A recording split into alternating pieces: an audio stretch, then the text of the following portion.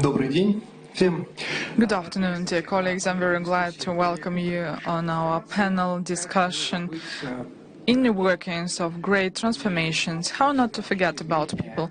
And we all know that those global changes that practically all the organizations, business organizations, face today, as well as non-profit organizations and government, they have different components, and they are all blown up by minds of culture. You know this phrase, culture eats strategy for breakfast. Sometimes agree with this phrase, some not.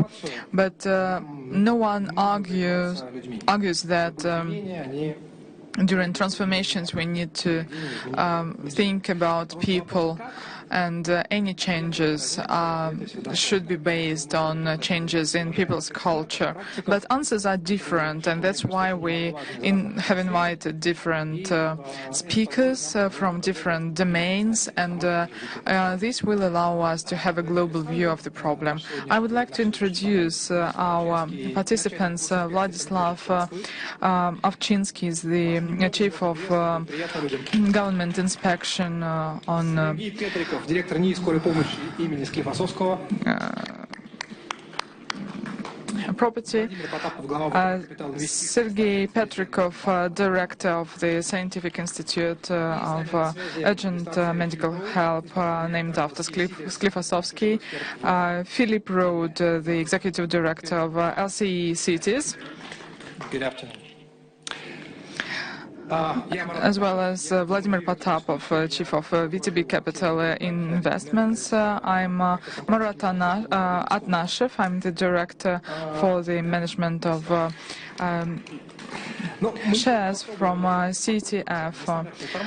We will try an innovative format for our panel discussion. We will take a specific case.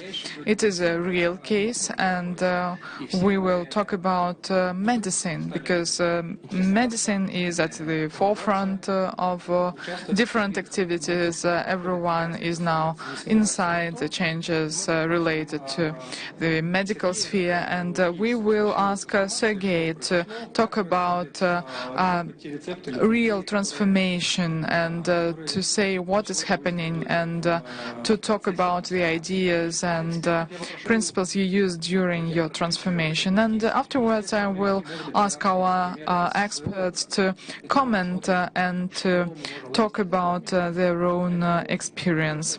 So let's move to our case. Sergei, we'll start with your case, and the research institute named after Sklifosovsky is at the forefront of the fight for our health. It is not only a medical center, hospital, but also a scientific institute. You have a huge scientific center, and as a director you are responsible for different domains, from working with people to all the organization issues. So the question is how you can find this common language to work with your personnel, and how you can achieve your results. Well, your questions are very difficult, and when we were discussing this topic, I thought about different recipes for a culture with a human face, but I really was not dividing them into several recipes. The challenge our institute faced was a big one. It was in the beginning of the last year, and we needed to restructure the whole work and to adapt our work to the questions of working and fighting against coronavirus. And a lot of people were on vacation. For example, when did you start? What was this moment of mobilization?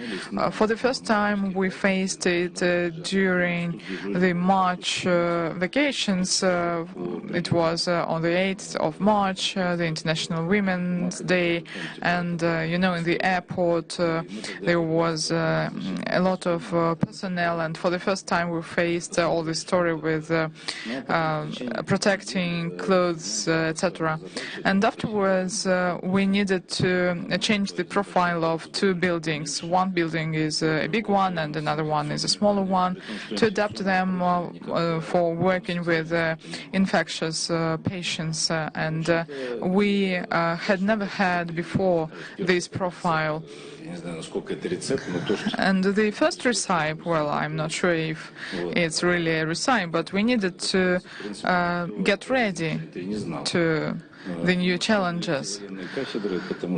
We thought about all our military chairs, and we started to separate green and red zones, and to make the zoning. The Department of Health of the city and other services helped us in restructuring all the zones, and also we needed to make it very rapidly and to organize a special flood hatches. You know, our institute is quite used to working in such extreme conditions, because all the urgent situations always touch upon our institute. And you know, in the mind of common people, our institute, named after Sklifosovsky, is always related to some emergency situations. And you know, if nothing happens, we are calm, but it is not true, because we have a lot of places in our hospital, and we carry out a lot of planned operations and surgeries. And so we needed to restructure our work to maintain our ordinary work flow, but also to add the work with a coronavirus. We started to invite volunteers, but we saw that everyone was ready to work with the situation. And why? Why they were ready? Why? Well, it is quite difficult to say why. But in fact, we have a big and friendly team, and the backbone of our personnel does not change often. So it is really a very coordinated team which is ready to face different situations. When we had emergencies before COVID-19, we did not need to call for anyone, because a lot of medical personnel just came to their working places, no matter what day it was it a holiday or not, so they just came to their working place if there was an emergency. So it was already in their habits. But as for medications and protective clothes, these were the new things, but we had some time to get ready before all this higher demand on the market. And our main goal was to minimize the losses in our manpower. So I was trained myself to get equipped to pull on all the protective clothes, and afterwards I trained all the other personnel, and we had special checklists. We had a special scientific group which was examining the scientific literature. We needed to understand what algorithm of actions we should adapt. Well, there was a lot of preparatory work, and we opened on the 20th of March. It was a Friday, and it was in the evening, so if you want to do something in the wrong way, you need to open on a Friday in the evening. So we trained everyone, we restructured our work, and we opened our doors on a Friday, as I've said, but it went wrong because everyone was hospitalized with the virus, and also everyone who had contacts with sick people. So, and at this stage we understood that we had some room for improvement in our surgery unit, and during the weekend we restructured completely our management system for this building, and this was very specific topic, a very specific direction of work. We selected several people who were used to working in such uncomfortable conditions. And when we had the flow of patients, all our green zones were they became red, and we needed to restructure our communication. So this was one of the changes. We also invited more people. We started to change our profile because at the beginning we had just 102 beds and a small amount of emergency beds, and afterwards we changed the profile.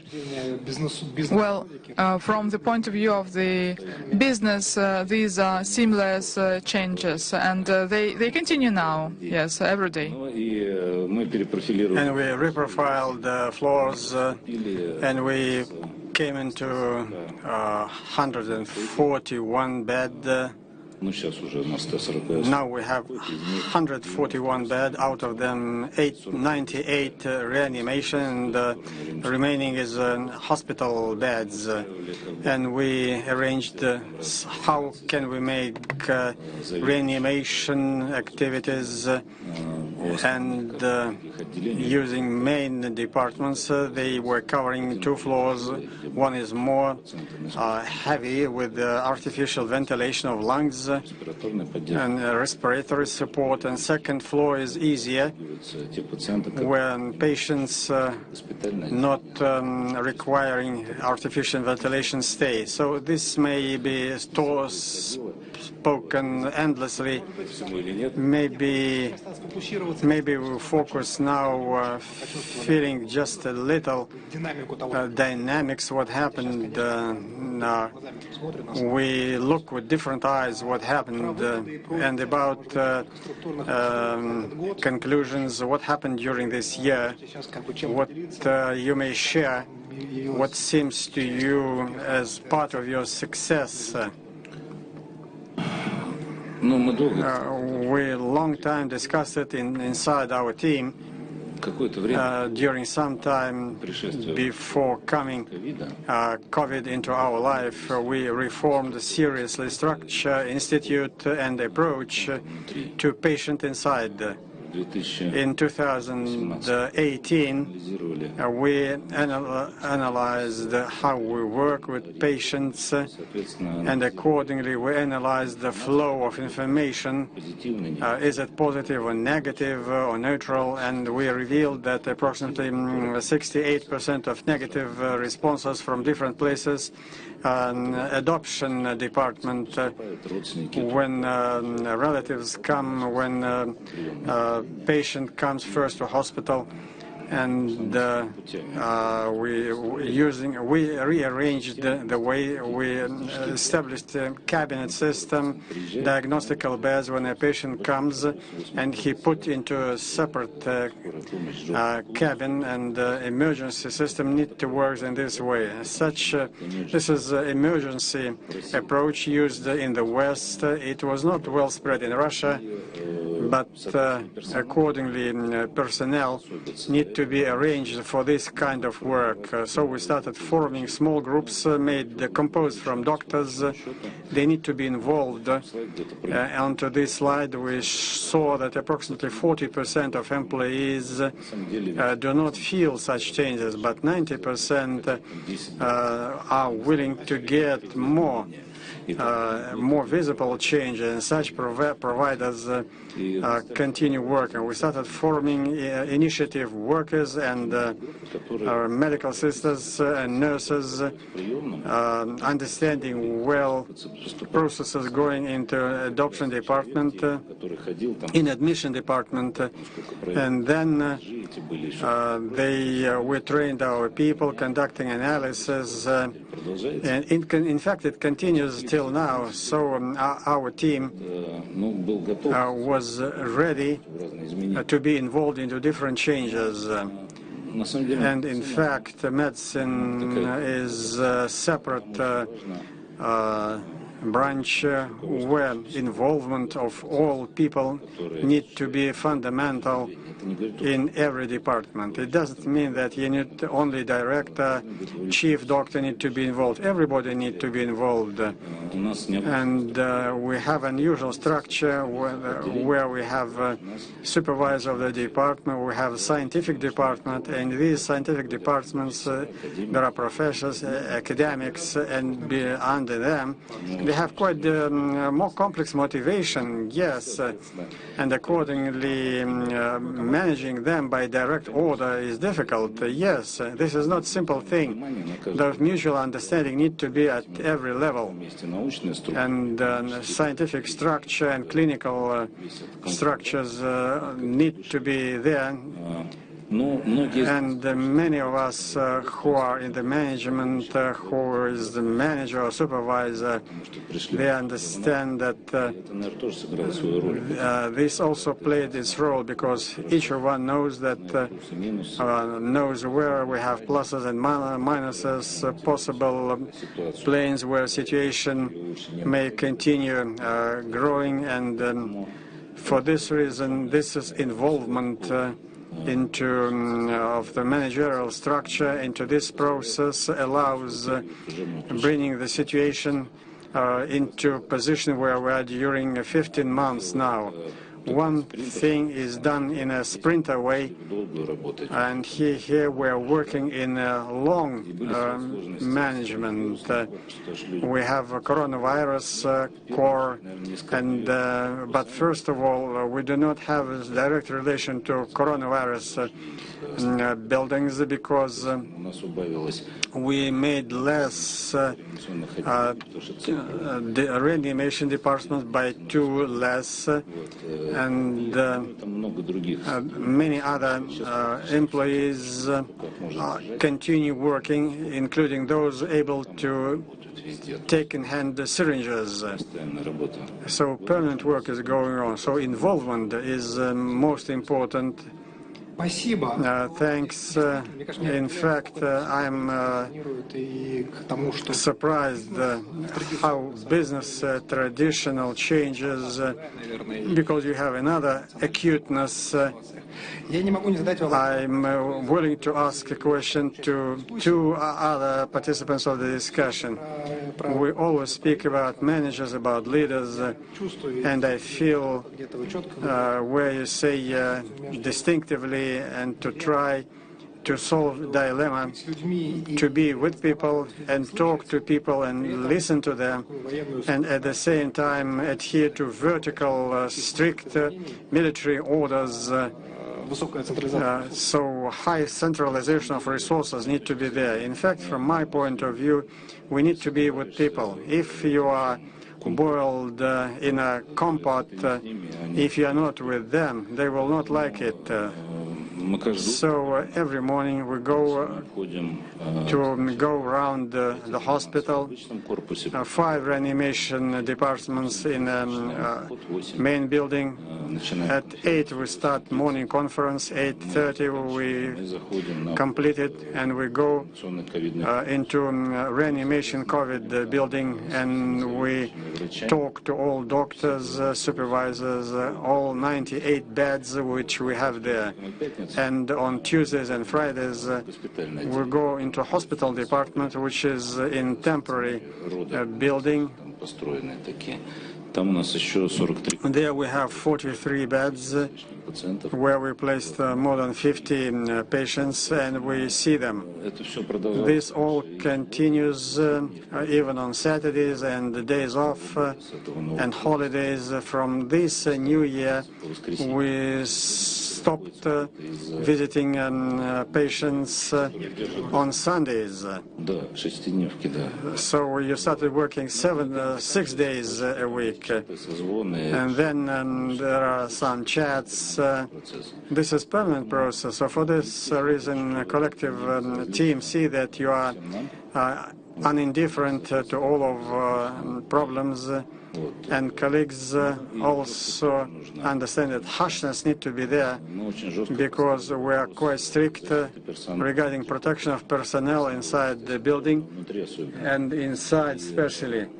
And those who do not fulfill something, they will be pushed out from the building and will not come back.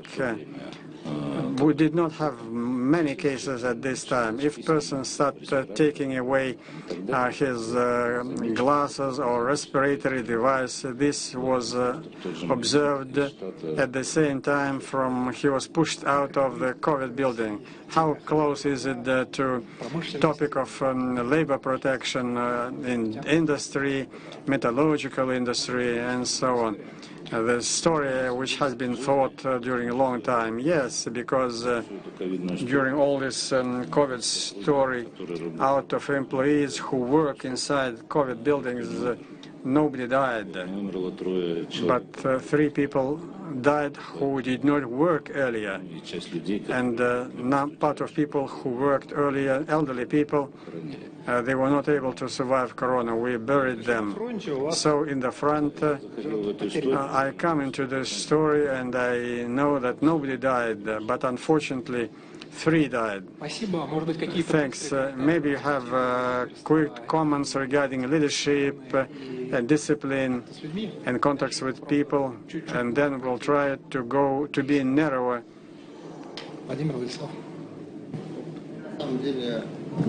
In fact, I listened to Sergei,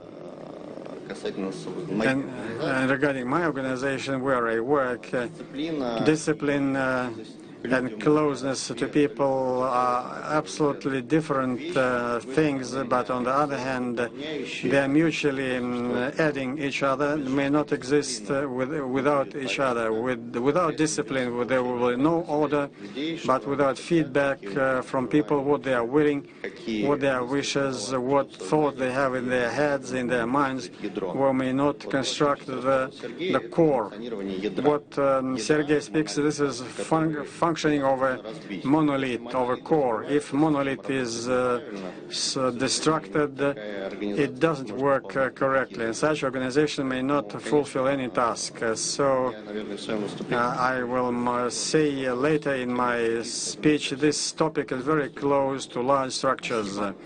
Thanks. Then comment from Vladimir, and then we'll show to another things. I will agree that what has been mentioned by Sergei,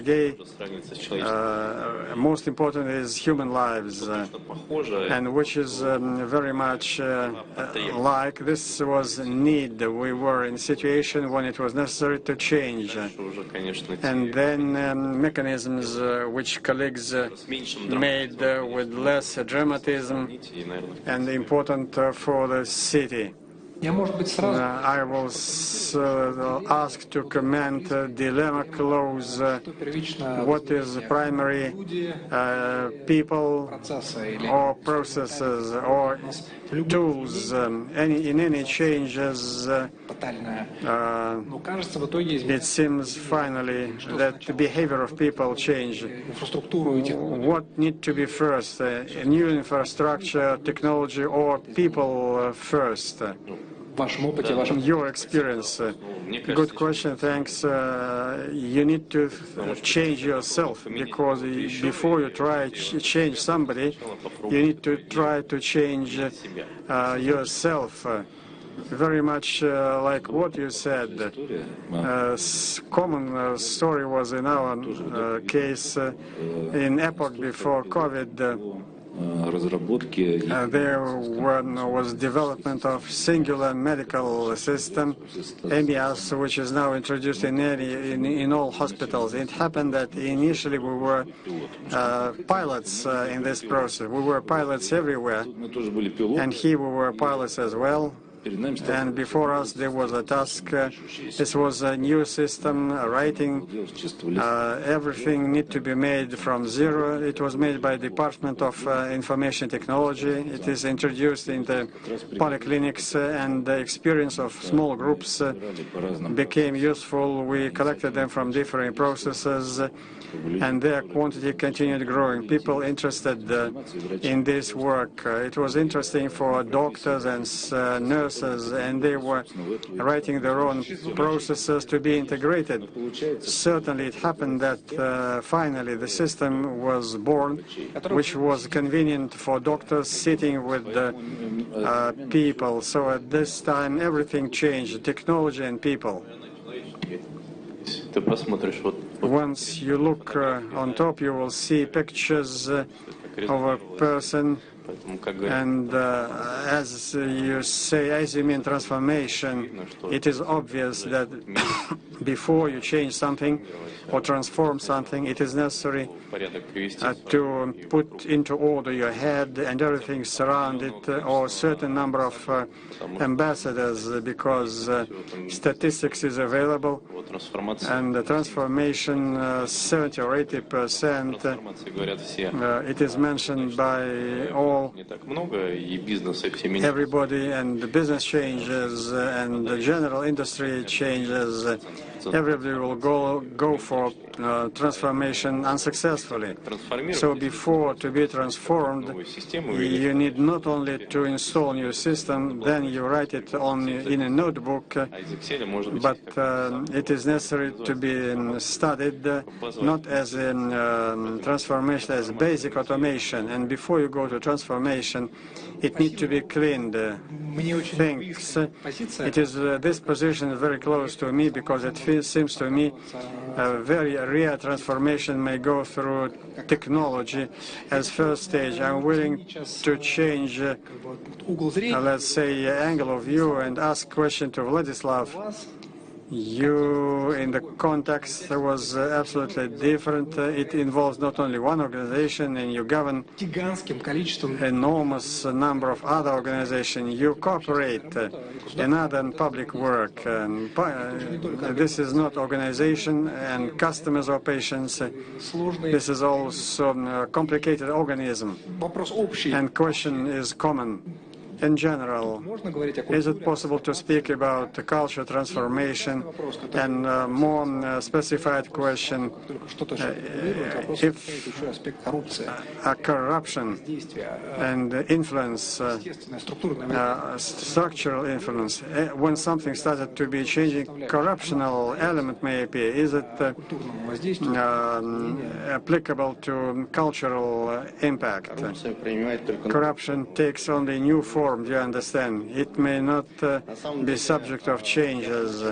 I would start saying that we have activity which is very specific, and we have a number of factors. On the one hand, executive bodies. On the other hand, as you mentioned correctly, we are doing control of all immovable facilities on territory of the city. The megapolitan metropolis is enormous. In common, we have immovable facilities, more than 100,000 immovable Ну, так что просто понимать масштаб да. facilities. If we speak about figures, last year we revealed more than 10,000 violations. We checked Но помимо органов власти, some of our facilities. Besides у нас есть еще и power bodies, we have control capability. He said that corruption story, and on picture, on first picture, which everybody sees, we'll see risks arising with our employee. Problems are related to people and entrepreneurs and those from whom we take away illegally constructed buildings. They are not satisfied, and there are many cases when people throw themselves under mechanisms, and unpleasant situations come up. Or very often people hurry away from dogs which are used to guard transportation and industrial businesses and corruption, and all this makes impact onto coronavirus. Last year we received interesting capability to control the mode and requirements related to coronavirus. The task was not usual because we were not dealing with, we were always doing facility, and now we were controlling masks, gloves and social distancing, but the task is clear. Our task was to stop quick response of coronavirus infection and control how elementary measures and elementary requirements are adhered to, established by Rospotrebnadzor. And getting used will be quite difficult. Initially people were very difficult. What form mask is necessary? Why hygiene? Elementary measures are necessary, and bringing this information to entrepreneurs was quite difficult because we were forced to work with many people. If we speak about people, then this process, process of activity, which is related to enormous number of risks. From March last year, our employees, I'm not willing to compare with the doctor society. Doctors are really heroes working in a mode which nobody may think that this is possible, work 24/7. We were understanding clearly that as managers we have tasks to preserve people, because people functioning a linear task ending with negative reaction with interlocutor. They were involved in the process because they need to understand their place in life, why they do it. Because of this, I liked very much a recipe given by Sergei that the transformation need to done before changes come. What COVID? This is black swan. Nobody at New Year Eve, a year and a half, nobody anticipated any infection will appear, putting all the world upside down. Black swan appeared, and we were forced, as doctors, be ready to such changes. Otherwise, we will lose the team and we will not fulfill the given tasks. So for this reason, I do not have a box to change. I will show another picture.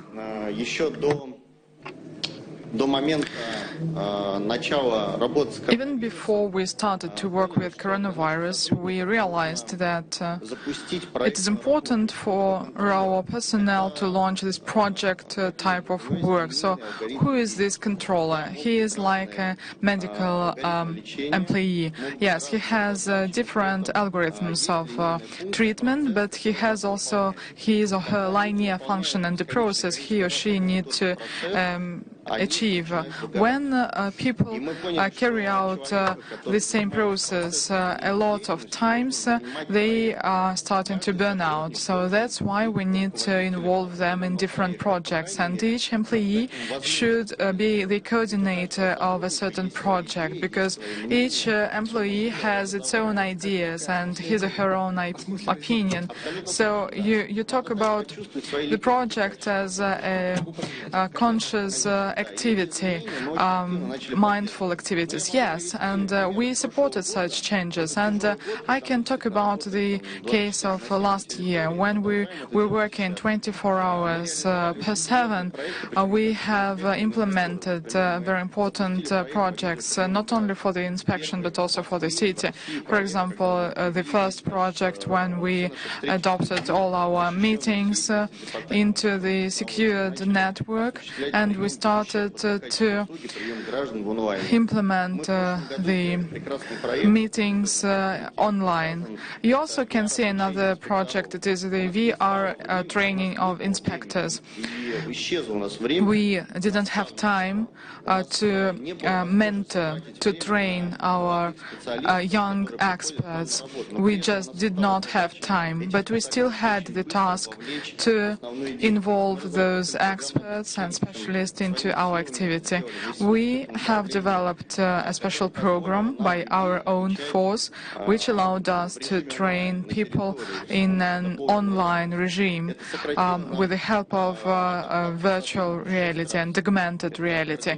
It allowed us to reduce the time needed for training by 6 times. So it was not possible before we faced the risks related to COVID. We also support all the projects which are suggested by our employees, which are related to their personal life and something else outside the work. For example, from last year we started to organize the meetings of a cinema club and other clubs of interest.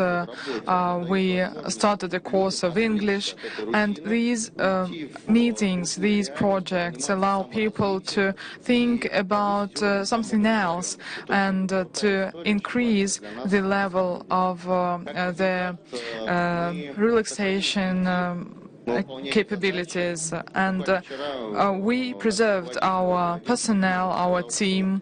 Mr. Yefimov, our director, said that with the same resources we are doing much more work and many more tasks than before. So I think that the recipes shown by Sergei are important for any structure and for any organization, and I'm sure that for the commercial sector they are very relevant. We are implementing it in real life, and we are using such recipes. Thank you very much. So is the human being in the center of attention? It seems that yes, and it is important to understand how you can keep the motivation and facing new challenges, how you can prepare in advance, and how you can help your personnel and not let them to burn out, and to keep and to preserve their motivation. So we'll now go back to the business context. I think that this case is very close to a traditional business context, but at the same time it is very clear and very real. So could you comment on this case and also talk about your specific context, your business context? Yes, this case is very real, and all the recommendations given by Sergei could be relevant, more or less relevant at different stages of strategy reforming. And I can say that it is cool and sometimes difficult to make an act of bravery, but it is even more difficult to act on a daily routine. And once you have made one heroic act, you can come to another type of burning out. And that's what we face now, because one question is related to people's engagement and involvement, and it is very important. We need to be focused on our personnel, on our clients, etc. But on the other hand, such heroic acts should be repeated sometimes. And me personally, I now have this possibility because we had implemented a really heroic act 2 years ago when the VTB Bank and the VTB 24 were united into the VTB Bank, and I was dealing with the broker business. Now everyone is talking about it, but when I had a look at this business, so first of all, this industry did not have any growth during 10 years. They had a limited amount of clients, and there were no new streams of clients. And secondly, the VTB Bank was losing its share of the market at that time. Third point, it is important to understand, do you really adapt the position of your client, or you are trying to get more money? So it is a big change to look from the point of view of the client. And also another question is the question of transparency. And this moment when during this period when you lose your share of the market and the market is not growing and you need to do something with your clients, well, that was the situation we faced in 2018. And frankly speaking, when I'm asked about technologies in 2017, me as a person who was always dealing with fundamental technologies, and I was saying that, well, you have different books and manuals and you can read them and you can install a technological system. But afterwards I had this situation when there was no growth, and the value proposition for clients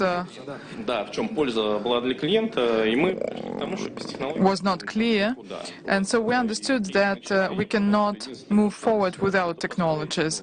And I understood that I had the only chance to build something. We have now an application, BTB Investments, and you maybe use it too. So we needed to train ourselves in using technologies. This was the point of view of a person who was very confident in human race and in our Дальше была тяжелая задача найти единомышленников, попробовать их тоже вовлечь. In our leadership in comparison to artificial intelligence, etc. And afterwards I needed to find other participants, and I tried to train our team in a business school. So to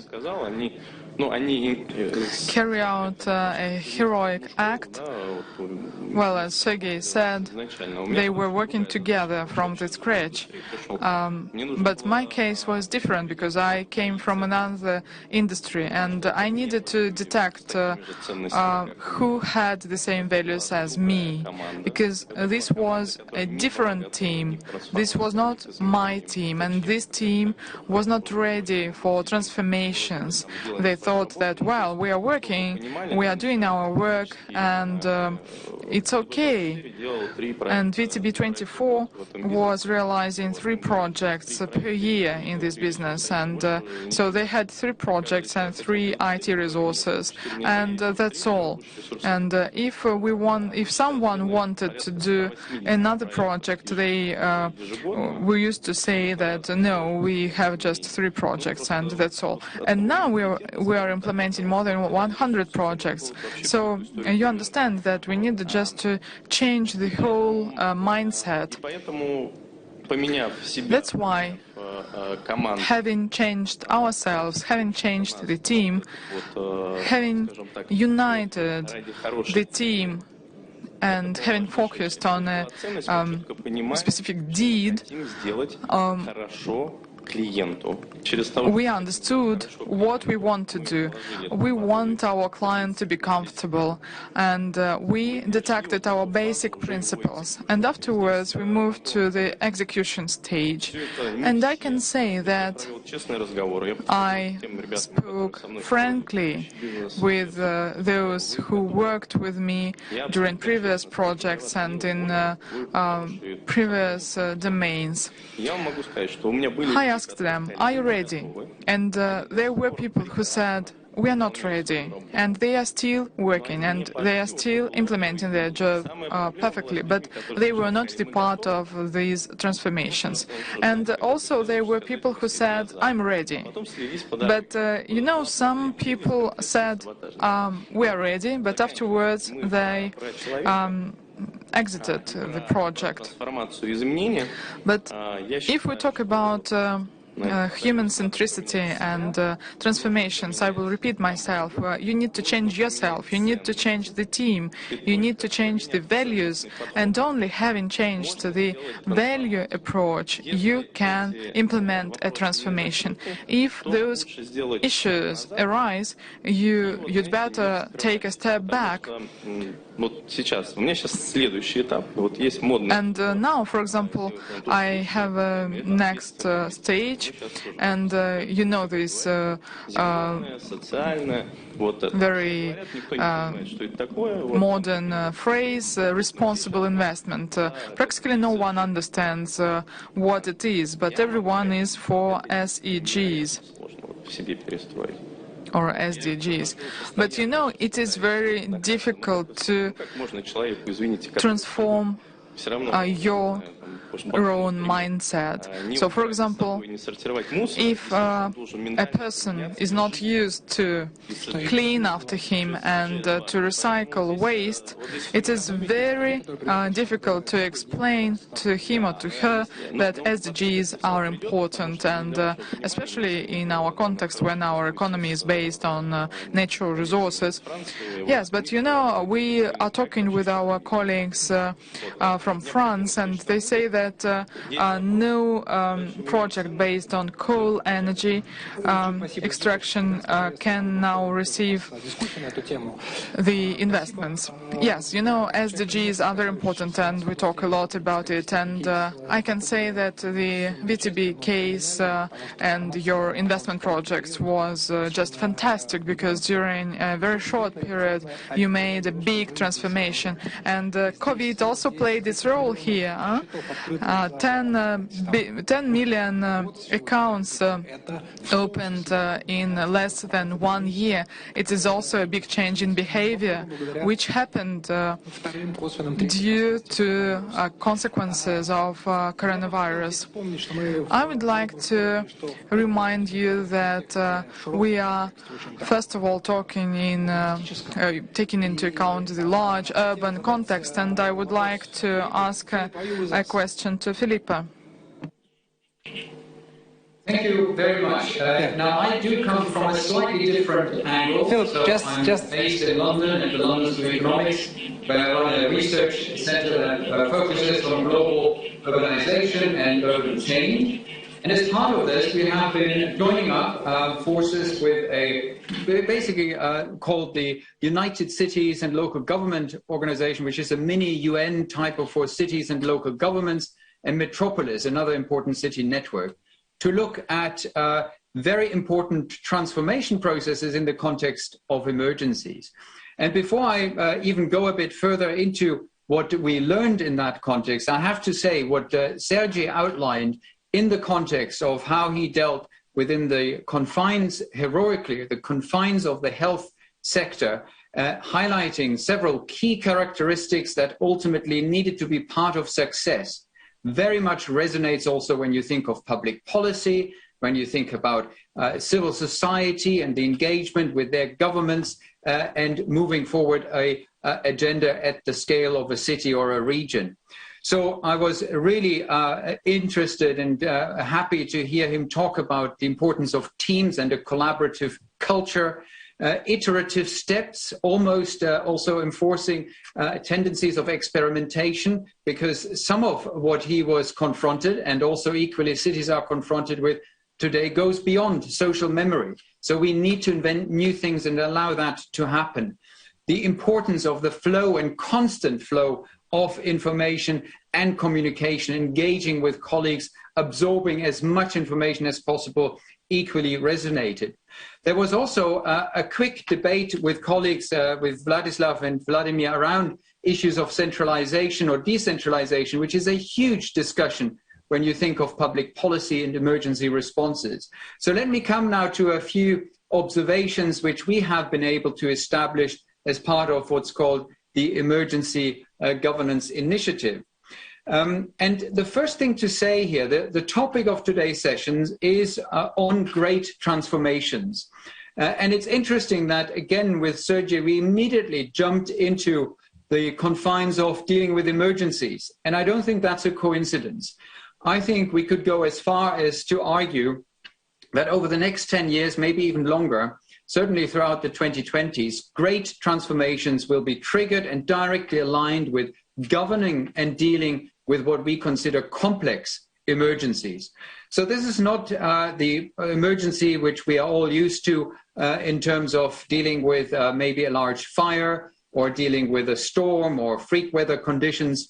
No, these are vast global, often global emergencies, such as, of course, the global health crisis around the COVID pandemic, but also the climate emergency and a whole range of different social justice emergencies. Very, very difficult situations where societies need to activate quite different tools to, on the one hand, be rapid and timely and aggressive in the response, but then on the other hand, balance it with bringing in people, taking their views on board, and constantly learning with sort of through a decentralized system and also through decentralized action. And that brings me then to the role of cities as in some ways a central enabler to also put forward the voice of the people. Because one of the problems we're having, if we're not talking about maybe 100, 1,000 or 10,000 employees or customers, but we're talking about millions of residents, is how are we aggregating their views, their input, their experiences as part of public policy. And that's where cities and local governments often already are a very helpful way of aggregating that information. And cities themselves are actors that are often innovative, maybe more innovative than national governments, daring to test and experiment, just like the hospital situation we have heard about, and that remains very important. The gut reaction when we hear emergency is, of course, one where we think we need to centralize, command and control. The references to militaries were made. And of course, to some degree, this is absolutely right. But we need to balance this against the intelligence of the crowd and, again, these different experiments which are coming out. And therefore, there's a quite clever way of thinking about this. It's embracing networks of change in the shadow of hierarchies.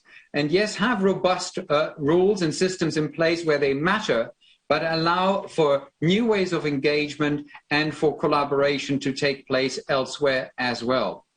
Now, what are the concrete ways in which then citizens really, besides voting and engaging in more conventional ways in public policy, how can they get on board as part of these radical transformations which are needed as part of emergency responses or complex emergency responses?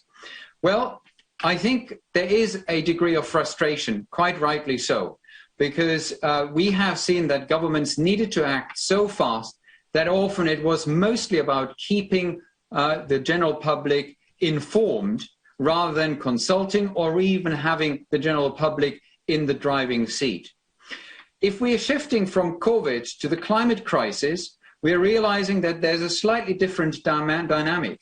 Many cities have seen protests in the streets, younger generations demanding more action, also making proposals for what needs to be changed. So how can we capture that creativity and that willingness to really put forward a progressive agenda for a better climate? And one idea that has emerged is through so-called citizen assemblies or citizen juries. So rather than holding referenda, what you put together is a representative group of 100 citizens of a country or indeed a city.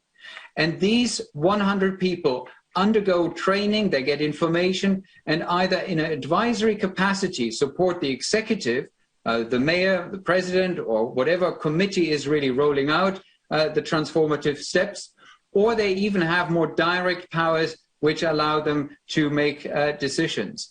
The most important principle here is that you bring people together on a regular basis, just like jury duty. Maybe you even give them incentives, ensure that employers allow them to take time off, educate themselves, and then become part of making proactive suggestions rather than just reacting to what policymakers tell us what needs to happen. And that has been very successful in France with the Climate Emergency Assembly, in other countries also around very difficult confrontational topics in societies, to move towards greater consensus and ultimately ensuring that the general public is more listened to and is also enabled as part of these many different experiments which are so urgently needed. I'll leave it at that and look forward to further discussion. Thank you. Oh, thank you, Phil. Thank you for this in-depth review, and also you bring us to the world of more complex emergencies, as you said, of the situations where we have to consider urban, social, economic consequences. And thank you for the ideas. На самом деле, не знаю, мне кажется, что Москва тоже сегодня это... So in fact, you know, Moscow is an area of constant experiments and tests, and the city permanently tries to involve citizens and try to put citizens into contact and trying different formats, how to get feedback, not only inform that, but also inform them. No doubt that Moscow is in the frontier and largely looks responses to questions, including information received during COVID. We have a few time only for comments, then we have to close down our meeting. Continuing the story, so as to listen in our business, as if brain changes with the employees, things which we teach them, reverse coaching takes place, because people, especially much younger generation with completely different brains, with different requirements, they come and become mainstream. For us, unfortunately, I may not name myself to be a young person, to be a person, a tutor, to teach others, not to play along and helping to implement. This is the trend which we have now. COVID, despite all difficulties and hardships which it brought, it has also positive moments. One of them, for sure, he brought everybody out of a comfort zone. For Institute, for our team, not very large, this gives us possibility for going ahead, because people started being changed. They are no more in the comfort zone. They will continue developing.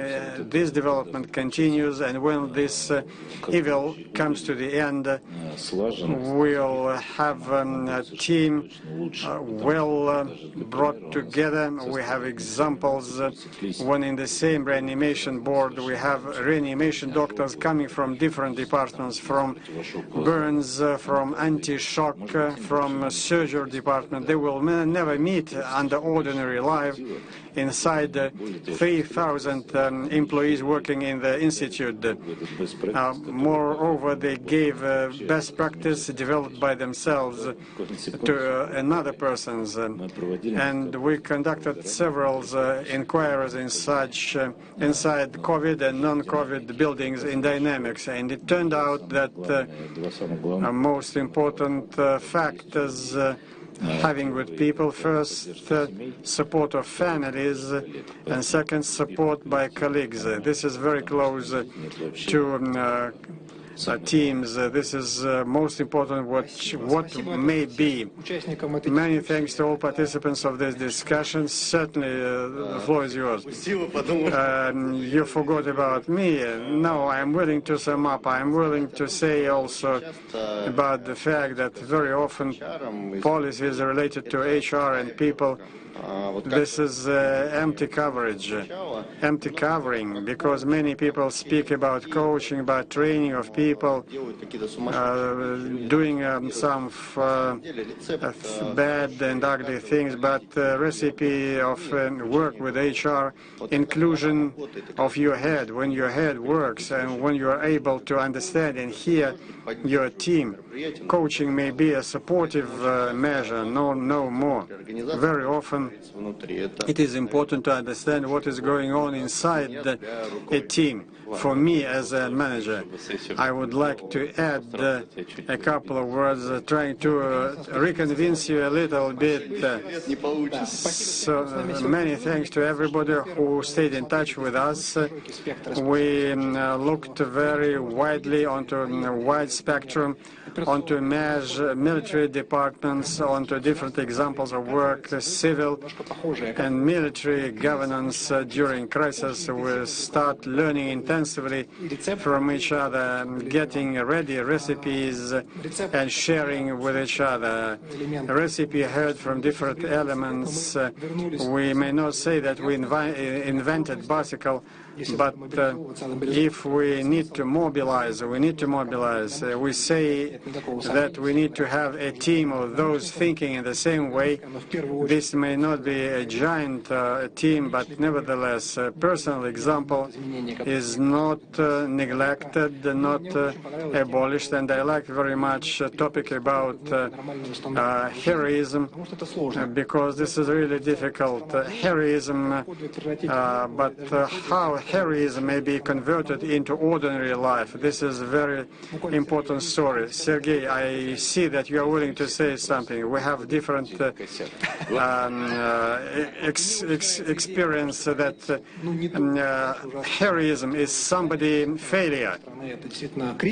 But in fact, crisis gives us another occasion to develop. We will promote. I'm willing to express gratitude to Sergei personally for working more than a year and a half, and in your personality, saying gratitude to all personnel working in your institute. You protect us, you defend us, and heroism is really daily experience you live. Many thanks to everybody. I hope we did have interesting discussion.